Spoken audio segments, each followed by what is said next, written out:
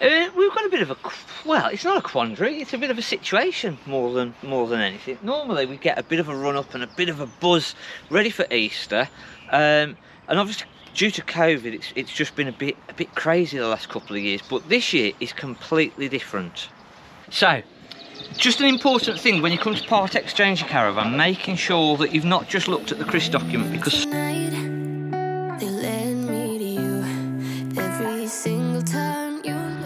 take two, isn't it, this? It's took a bit of a twist, this video. We started to do the video, we got halfway through the video, and it's took a bit of a twist, and the reason that it's took a bit of a twist is coming up shortly. So we were unsure, and we've been doing market updates and whatever, and sort of saying what's been going on, and I don't think we've sort of expected what was going to happen for this Easter. As I say, we normally get a bit of a run for Easter, no matter what, even pre-COVID, we always got a run and a build-up for Easter. But this year, it's just on a different level. We thought things were going to slow down this year because of being able to travel abroad and what have you, but it has just gone absolutely ballistic. This is our sort of first line that you sort of come to, and we're sold. There's, oh my gosh. There's literally 2 caravans. Crikey. At the moment, because we're doing other things and we're out getting stock in or trying to get stock in, we're literally here 1 or 2 days a week, so we get the phone calls and what have you, but we don't really get to see how bad things are. But this is our main run of vans, and we've literally got two caravans left for sale. I think we've got one just through the back there that isn't really ready for sale, that's available. Another one through the back which is sold. Got another little one that is actually available, another little older van. This one's still for sale, so we've got that still for sale. That one's sold.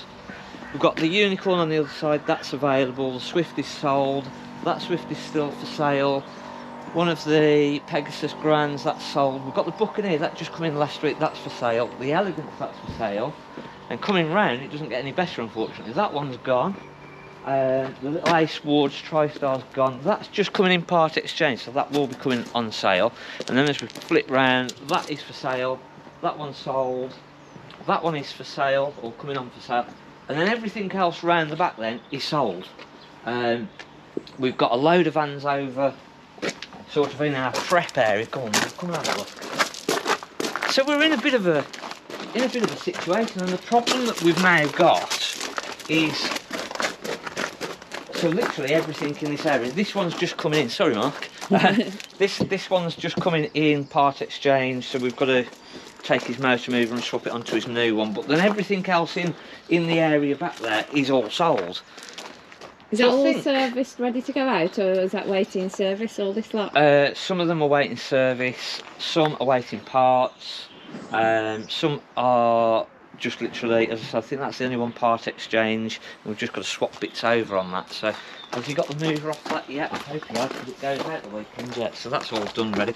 That's another little Elvis Explorer 304, which I think that was 2013, or should be. A, B, 2011 I think it is. I'll double check the paperwork. I don't know whether that's supposed to be a 13, so I'll just double make sure that was definitely an 11. I think it'll be locked. Yeah, it's locked, so we might have a look in that in a minute and just compare to the little other Explorer. But the situation that we've now got is that we'd stocked up fairly well, and we've probably got about 45 vans in total, which is about our capacity really. That's about what we can sort of handle.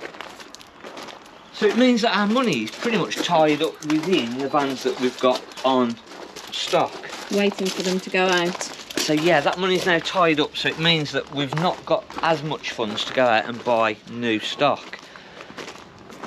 So until we can get all of these sold ones out, and I've got a feeling that there's probably about 20, probably getting on for about 30 actually, that are actually sold now, waiting to get out, which causes a massive headache, because obviously they've all got to be serviced, they've all got to be cleaned, everyone's got to go through then, so if there's any parts they get put back over there then while we're waiting for the parts, and then we can carry on with other ones. So it's just a massive catch-up game, and I didn't expect it this year with the way things that, as I say, being able to go abroad. I thought we might have just got a bit of a slow down. Now the problem is, when it now comes that we start getting these back out, we're desperate for the stock. So it means that the only one thing that is going to happen is, if other dealers are in a similar situation, we're all going to be fighting for the same vans that are available out there for sale, and everyone's just going to get silly on the prices. New prices have gone up, so the only thing that I can see that is going to happen is that the used prices are just going to get driven up. So I think, well, I'm pretty sure that what is going to happen is that we're just going to see another increase in price over the next 3 months, probably coming up for that summer season, which I really didn't expect. I knew things were going to still be sort of quite buoyant, but it's shocked me how busy it has actually been. Because March is normally quiet, isn't it? Pre-COVID, it's fairly quiet, isn't it? March is it February that's the quiet yeah, one? it's normally February that's that little bit quieter, and March then gets ready for Easter, and we always have a bit of a run, but not like this. Even when we were sort of in the midst of the COVID pandemic, really, and we're sort of still fighting it and didn't know what was going to happen from one week to the next, it wasn't like this. I don't know whether that's just because we didn't have the amount of stock during that time, so it was literally stuff would come in and go straight back out again, so we'd got a nice feed of vans coming in and out, where we tried to stock back up quite a lot, which has sort of bitten us in the bum a little bit, because now we've got the money tied up and we can't really go and buy a huge amount of more stock. We have got quite a few other deals that we've already agreed with people, so over the next couple of weeks we've got a slow trickle of vans coming in, but it's just going to mean now that we're not going to have the stock levels that we've been used to, or we've started to get used to, and I thought we were going to have as normal again. So bit of a tricky situation. I'm going to grab the keys for that little Elvis Explorer 304 and we'll have a quick look in that one.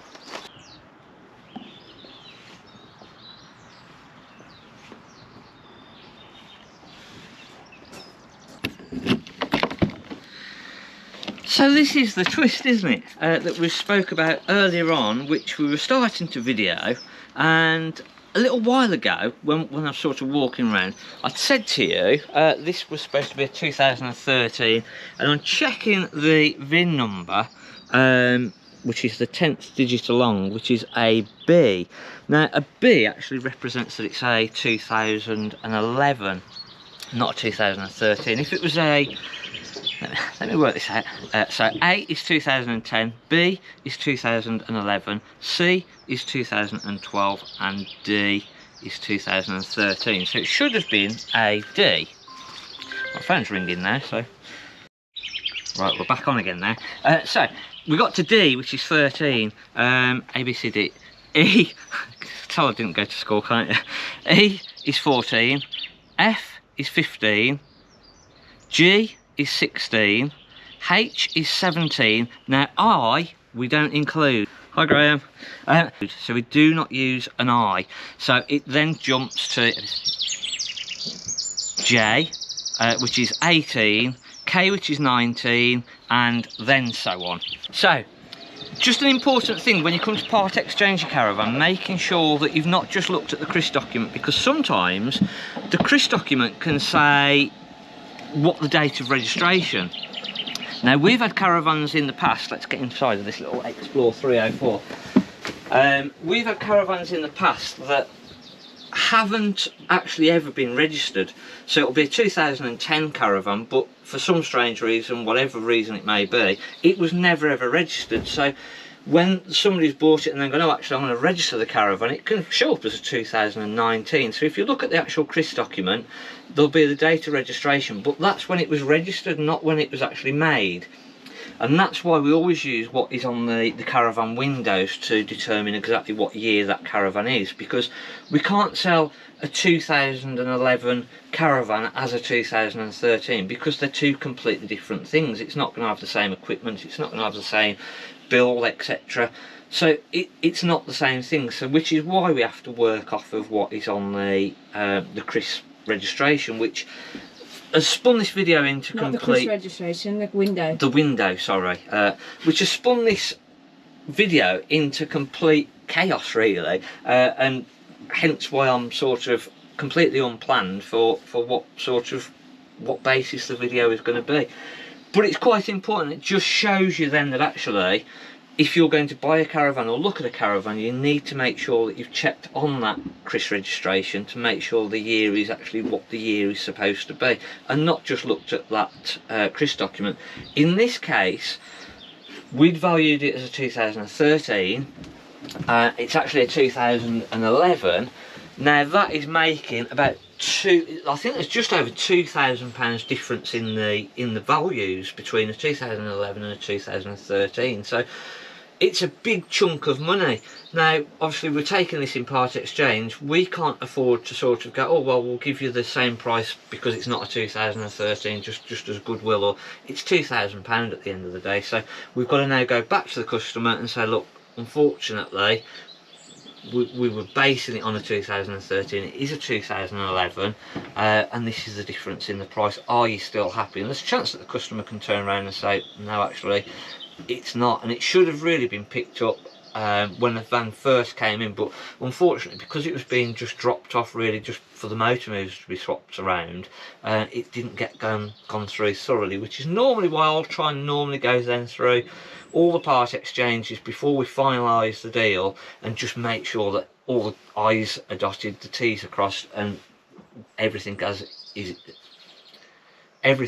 as it should be, because it then just stops us making a big mistake and losing money basically. So yeah, back onto it's a little Eldest Explorer 304. So we'll be finding out shortly whether this is actually coming in part exchange or not, because at the moment it's all up in the air, and I've got to find out whether the customer's still happy to proceed on the information that we've now got. So it's a twist to our video. But yeah, nice little van. This will be a cracking little caravan. We had a little 18 coming that we bought in, actually from the friend of the owner of this one, and that sold again within a couple of days. And no doubt that this, once we actually advertise it as the correct thing and price it accordingly, it will fly out as well, because they're cracking little vans. Hopefully you've enjoyed our video with the twist, and if you've not already, give us a subscribe, give us a like, and if you need to drop us any comments, please do below. Thanks, I'm Mark at the Caravan Place.